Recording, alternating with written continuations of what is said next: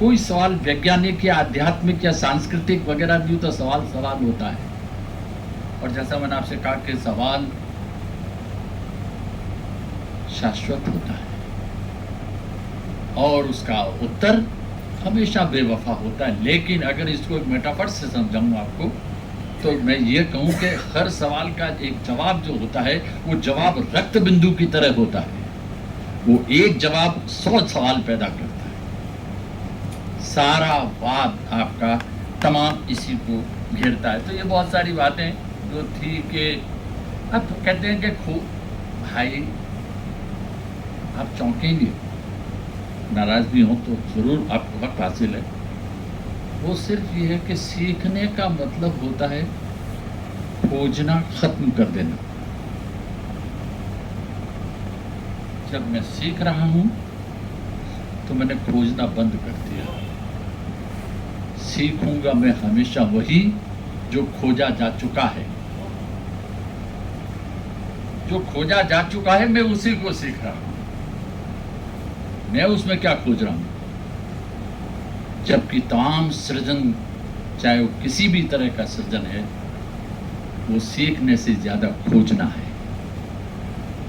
हमने खोजना बंद न कीजिए, आप जान भी लेंगे और ये भी जान लेंगे कि मुझे जानने के लिए क्या करना है। अब कुछ बातें आपसे 5-7 मिनट में आपको छोड़ दूंगा। 5-10 मिनट तो आपको झेलना ही पड़ेगा। देखो भैया, लक्ष्य जो है, मेरी बात को गौर कीजिएगा, मुझसे सहमत न होइए। मैं बार बार कहता रहा हूँ, हर बार, साहित्य में भी और बाकी जो सारा असाहित्य की हूँ, इसके अलावा मेरा तो कोई लक्ष्य ही नहीं है। और अगर वो लक्ष्य है तो यूं समझिए कि वो लाक्षा की तरह है। लक्ष्य लाक्षा की तरह है, उसी से लाक्षागृह बना। होता कुछ है, दिखाई कुछ देता है। आप, जैसा मैंने कहा कि आपका लक्ष्य पल से गोपल से बदल जाता है, लेकिन लक्ष्य करने के लिए और लक्ष्य को प्राप्त करने के लिए, उससे पहले बात करने से पहले एक बात आपसे अर्ज करूं कि उत्तर आधुनिक काल में जी रहे हैं। ऐसा कुछ समझदार लोगों ने कह रखा है कि this is the age of post modern age, post modern, उत्तर आधुनिक, माबादी जदीद। अब माबादी जदीद का कहना यह है कि 20वीं सदी जो थी वो सिटीजन की सदी थी और 21वीं सदी आप लोगों की कृपा से नेटिजन की सदी हो गई है। We are living in the century of netizens. हम नेटिजन्स की सदी में जी रहे हैं और उसमें हमारा वजूद एक साइबर की तरह हो गया। आदमी का वजूद एक साइबर की तरह हो गया है। तो ऐसे में आदमी, व्यक्ति जो है वो तो है लोकल। गौर से सुनिए, आदमी तो हो गया है, व्यक्ति जिसे आप कह रहे हैं वो तो है लोकल, और मानव जो है वो हो गया है ग्लोबल। क्या बात। और इसीलिए मैं जो हूं वो लोकल हो गया हूं। मैं एक ही वक्त में लोकल भी हूं और ग्लोबल भी हूं। मैं उन दवाओं को खाता हूं जो ग्लोबल इजाद है और मेरा मर्ज जो है वो लोकल है। तो मैं एक लोकल हो गया हूं, ग्लोबल और लोकल का मिक्सचर हो गया हूं। इसलिए पहले मुझे यह भय था कि भूख लग गया, मुझे लगा कि बारिश ज्यादा हो गई, मारा जाऊंगा। पहले मुझे और इस तरह के डर लग रहा था, लेकिन अब मैं ज्ञात से भी भयभीत हूं और अज्ञात से भी भयभीत हूं। इसलिए अभी मैं रास्ते में आते हुए कह रहा था कि मैं ऐसी जगह रहते हैं कि सड़क के ऊपर आदमी, जिंदा आदमी में महफूज नहीं है, सुरक्षित नहीं है, और सड़क के नीचे जो मज़ार में मुर्दा है वो भी सुरक्षित नहीं है। आप न ऊपर न नीचे, कहीं सुरक्षित नहीं है। क्यों सुरक्षित नहीं है? क्योंकि आपको एक अपने ही वजह से एक विनाशात्मक विकास किया है आपने अपना। ये टर्म देखिएगा, विनाशात्मक विकास। और इस विकास ने आपको ये कर दिया कि आप एक भयंकर भयभीत रह रहे हैं। और जैसा कि ट्रॉट्स्की ने कहा था, ट्रॉट्स्की ने ये बात जंग के लिए कही और वॉर के लिए ट्रॉट्स्की, उसने कहा कि you may not be interested in war yes but war is interested in you. हो सकता है कि आप मशीन में इंटरेस्टेड नहीं हैं, हो सकता है कि आप साइबर बनने में इंटरेस्टेड नहीं हो, बट साइबर बनाने वाली मशीनें, technology is interested in you, आपको बना के जोड़ेगी, आप उसके बगैर नहीं रह सकते। अरे भाई मैं काची राख से दांत साफ कर रहा था यार, now it is very difficult for me. अब मैं कॉलगेट लगाऊं के फॉरेंस लगाऊं के एक नया आ गया सेंसोडाइन लगाऊं के एक्स लगाऊं के वाई लगाऊं, और सब मुझे एक ही बात बताते हैं, उससे मेरे दांत फला एक्टर की तरह हो जाएंगे। मेरे दांत मेरी तरह क्यों नहीं हो? ये सबसे बड़ा जीने का लक्ष्य होना चाहिए। अगर मुझे पूछें तो कि मैं मेरी तरह क्यों नहीं होता, मैं आपकी तरह क्यों? और मेरी तमाम आकांक्षाएं, ये सारा मीडिया, मुझे माफ कीजिए, आपकी सारा मीडिया और आप खासतौर से लाला जादी, सब आप ही लोगों ने बर्बाद किया हमको। आप ही लोगों ने मुझे सिखाया है कि मुझे दिलीप कुमार की तरह रहना चाहिए। आप लोगों ने मुझे सिखाया है कि मैं अगर ऐसे कपड़े पहनूंगा तो मैं वैसा दिखूंगा, जो मैं नहीं हूं। याद रखिए, जो मैं नहीं हूं मैं वो दिखाई दूंगा, और मैं कम वक्त इस बात पे खुश हो रहा हूं कि मैं कैसा दिख रहा हूं, वो दिख रहा हूं, यानी मैं नहीं हूं। मेरी एंटिटी कहां है?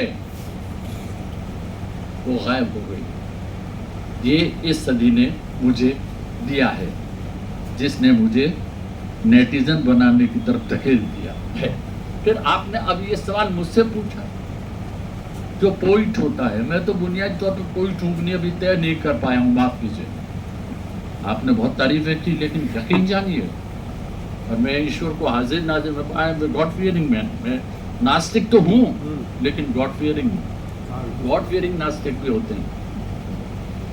एक शेर मैं आपसे शेयर करना चाहता हूं, फारसी का है इसलिए भाषा टीका सही। दरी गुलशन परेशान मिसले बुएम नमी दानम च मी खाहम च जानम, यानी च जोयम, माफ कीजिए, यानी मैं इस गुलशन में एक बू की तरह हूं। मैं नहीं जानता कि मैं क्या चाहता हूं और मैं क्या ढूंढ रहा हूं। शेर को गौर से सुन लीजिए और मतलब फिर कहता हूं। दरी गुलशन, इस गुलशन में परेशान मिसले बुए, मैं एक बू की तरह परेशान हूं। नमी दानम, मैं नहीं जानता। च मी खाहम, मैं क्या चाहता हूं। च जोयम, मैं क्या ढूंढ रहा हूं। जिस आदमी को अपने जीवन का लक्ष्य मालूम न हो, जिसे ये पता न हो कि मैं क्या चाहता हूं और क्या ढूंढ रहा हूं, अगर ये पता हो जाए तो शायरी क्यों करे, कहानियां क्यों लिखे, मूर्तियां क्यों बनाए, क्यों कर, क्यों जान लिया। और अगर मैंने आपका जाना हुआ जाना है तो वो मेरे उदार की अनुभूति है, माफ कीजिए। अहिंसा परमो धर्मा, वेद व्यास जी के चबा के थूके हुए निवाले को मैं चबा रहा हूं, बिना ये समझे हुए कि इसमें क्या क्या था। अहिंसा परमो धर्म समझने के लिए महाभारत के 6 वॉल्यूम पढ़ने पड़ते हैं, तब मालूम होता है कि अहिंसा परमो धर्म का मतलब क्या है। इसलिए हमारे विद्यानिवास मिश्र जी कहते थे कि महाभारत को अगर पढ़ना है तो शांति पर्व से शुरू करो, यानी उल्टा, क्योंकि वो पूरी कहानी, पूरी महाभारत जो है फ्लैशबैक में चलती है। बहरहाल, तो अब आप ये देखिए कि हम ये सारा कुछ करते हैं, लेकिन ये भूल जाते हैं कि हमारा कोई लक्ष्य क्यों होना चाहिए मेरा। इतने फलसफी आ गए सामने। अब देखिए, मैं एक हवाला दूसरे धर्मों का नहीं देते हुए, बात काफी तवील हो जाएगी, सिर्फ एक छोटा सा उदाहरण आपको दूं। एक साहब हैं मार्टिन बूबर, हम एग्जिस्टेंशियलिज्म की बात करते हैं तो अक्सर सार्थल, अल्बेर कामू, हेडेगर इनके नाम लेते हैं। मार्टिन बुबर का नाम बहुत कम सरकरे लोग लेते हैं। आप लोग तो पढ़ते ही होंगे, जिन्होंने अंग्रेजी पढ़े हैं वो तो आप लोग भी, आपने भी पढ़ा ही होगा। उसने कहा कि पहले बाइबल का, in the beginning there was world, new testament, in the beginning there was world was with God and word was God. देखा 3 स्टेजेस है। मार्टिन बुबर साहब कहते हैं no, I don't accept it. In the beginning there was relationship. अब पूरी किताब आई and डाउ उनकी जो है वो सारी इसी को अहाता करती है, यानी सबसे पहले संबंध थे। आप देखिए कि 1 से 2 होते ही लक्ष्य क्यों बदल जाता है। इस बात को बहुत आसानी से न समझ लीजिए, थोड़ा गौर कीजिए, क्योंकि मेरे पास इतना वक्त नहीं मैं इसे तफसील करूं। मैं सिर्फ ये कह रहा हूं कि जब मैंने कहा कि मैं 1 से अनेक हो जाऊं तो ये क्या था, क्यों हो जाऊं 1 से अनेक, व्हाट वाज द प्रॉब्लम, क्या मसला था। जब उसने बैठे बैठे कोई अफीमची था, अल्लाह मियाँ के उसने अफीम की तनक में कह दिया कौन फायकुन हो जा और हो गया। क्यों कह दिया, आखिर क्या था। एक शेर सुनाऊं आपको चकबस्त का, और इस पे गौर कीजिएगा, ये शेर नहीं है, मतलब ये मैं शेर सुनाने का मतलब नहीं मैं उर्दू में आपको बहा के ले जा रहा हूँ ना। ये सारी बातें मैंने पहले कहा सारा मेरे मौजू से ताल्लुक है, जहाँ मैं खत्म करूंगा, और अब ज्यादा दूर नहीं है खात्मा। उनका शेर सुनिए कि दुनिया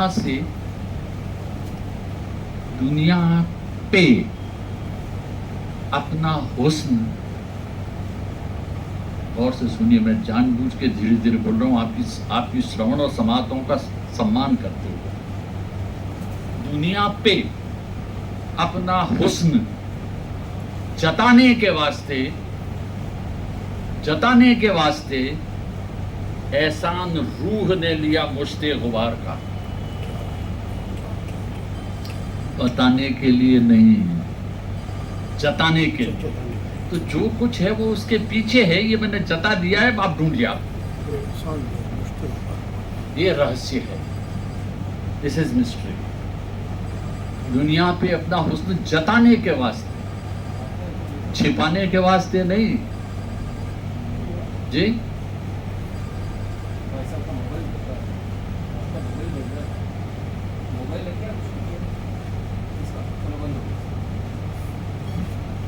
इससे मेरी अजली अदावत है। मैं कई बड़े बड़े मुशायरों में जब 25-30 हज़ार भी होते हैं कहता हूँ कि जलील को बंद कर दीजिए और अल्लाह उसकी इजाद करने वाले की कब्र में कीड़े पड़े जिसने ऐसी जलील चीज इजाद की। रखने वाले को तो कह नहीं सकता भाई, मैं भी रखे हुए हूँ।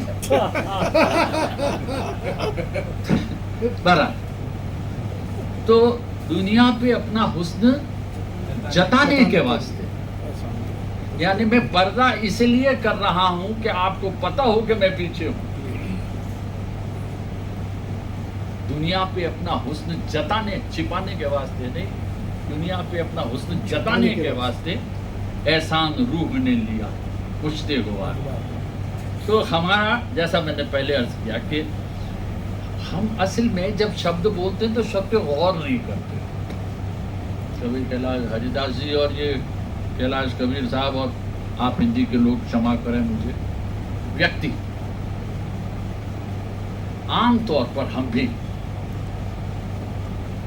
व्यक्ति बोलते हैं तो मतलब समझते हैं कि कोई आदमी की बात कर रहा है, पर्सन, हम किसी पर्सन की बात करते हैं। हाँ? मैं किसी का एक्सप्रेशन हूं, ये क्यों नहीं समझते आप? मैं किसी का नहीं, मैं किसी की व्यक्ति हूं। और अब जरा बाइबल की तरफ चले जाइए। And God created man like himself, और ईश्वर ने आदमी को बनाया अपनी तरह। तो मैं व्यक्ति जो है, नॉट एज ए पर्सन, मैं खुद किसी का एक्सप्रेशन हूं। व्यक्ति हूं उसका, अगर मैं ये समझूं तो मेरे जीवन का लक्ष्य क्या हो जाएगा आप जाने। एक बात और, अब विष्णु पुराण का जिक्र मैंने कर दिया। अब लक्ष्य के जो जो लफ्ज़ के मानी हैं उन सब से मैं यहाँ गुरेज करता हूँ, इसलिए कि फिर बहुत लंबा हो जाएगा मामला। एक बात आपसे और कह दूँ और उसके बाद आप मुझे काफ़ी लंबी, मैंने ये लोग इम्तिहान मेरा बहुत लेते हैं, ये तो नहीं इम्तिहान में इतना ही, जैसे 3 घंटे से ज़्यादा वक्त होता ही नहीं, बाद में कॉपी छीन लेते हैं। कॉपी छीन लेते हैं। चलिए बहरहाल एक बात और सुन लें, और वो ये कि लक्ष्य के मानी भी ढूंढिए और जीवन के मानी भी। हमारी आदत ये हो गई है, ये हमारी बदकिस्मती है, लेकिन मैं बहुत, और आप बहुत फॉर्चुनेट हैं और मैं बहुत फॉर्चुनेट हूँ कि मेरी बकवास और आपकी इस बकवास के आयोजन को सुनने के लिए शहर में इतने लोग मौजूद हैं। बिलीव मी, मैंने ये बात ना सटार में कही है ना मजाक में कही है। लोगों को दिलचस्पी नहीं यार, जीने कर हुए थे, तू तेरा काम कर यार, देख मां आदमी साला बैठा बता। हाँ ठीक है, जीने का मालूम है, क्या मालूम है, सुबह उठूंगा, चाय पीऊंगा, बीवी से थोड़ा सा नाक चढ़ाऊंगा, फिर करूंगा, फिर खाना खा के दफ्तर चला जाऊंगा, आके दूध पीऊंगा, सो जाऊंगा, टीवी देखूंगा थोड़ी देर, और क्या करना है यार, जीने काटती है। अरे भाई साहब, कहाँ ठीक, मैं समझ गया, तेरे पास रख, और ज्यादा होगा तो गुरु पूर्णिमा गई है, गुरु जी के पैरों के हाथ लगा के एक नारियल फोड़ दूंगा और सांतरा पर आकर ये मेरा जीने का देह पूरा होगा। तो हर आदमी के जीने का देह तो हो गया, लेकिन जीना क्या है? क्या अच्छा शेर का फराक साहब ने कि कोई समझे तो एक बात कहूं, इश्क तौफीक है, गुनाह नहीं। तौफीक यानी सामर्थ्य। जीवन जीना सहल लगता है आपको, लेकिन जीवन को जीना है तो जीना क्या है? जीना क्रिया है। क्रिया का लक्ष्य क्या होता है? क्रिया का लक्ष्य नहीं होता। लक्ष्य तो किसी, जीना तो नाम ही क्रिया का है। पानी पीना, तो पीना क्या है? क्रिया है। अब आप मुझे क्रिया का लक्ष्य पूछ रहे हैं, बहुत मुश्किल है, बहुत मुश्किल है। आपने इस पे गौर कीजिए जरा सा कभी बैठ के कि आपने मुझे जिंदगी का लक्ष्य नहीं पूछा है, आपने जीना का लक्ष्य पूछा है, जीने का लक्ष्य पूछा है, और जीना जो है वो अपने आप में क्रिया है। तो मेरा लक्ष्य सारा का सारा जो है वो जीना ही तो है। तब जीना और लक्ष्य दो एंटिटी नहीं, एक हो जाती है मेरी जान। दो कहाँ रहे थे, वो तो एक हो गए। और जब वो एक हो गए तो मुझे एक और फारसी का शेर याद आता है, इसे गौर कीजिएगा इस पे, कि आरिफो मारूफ बमानी यकस्त, यानी जानने वाला और जिसे जानना है। ज्ञान ये ज्ञाता तीन कहते हैं ना, तो जो जानना है और जिसको जाना है वो दोनों एक हो जाते हैं। कब? जो खुदा को जानता है, आँख खुदा रब शनासत खुदास्त, जो खुदा को जानता है वो खुदा हो जाता है, ब्रह्म नहीं होता। याद रखिए, हम ब्रह्मास्मि को इससे न जोड़ दीजिएगा, ये गलती करेंगे तो फिर आप दूसरा फिर मुझे गाली निकालेंगे। वो कहता है जो खुदा को जानता है वो खुदा हो जाता है। ख्याल रखिए, गीता में वो कहता है कि मैं पेड़ों में अश्वत्थ हूं।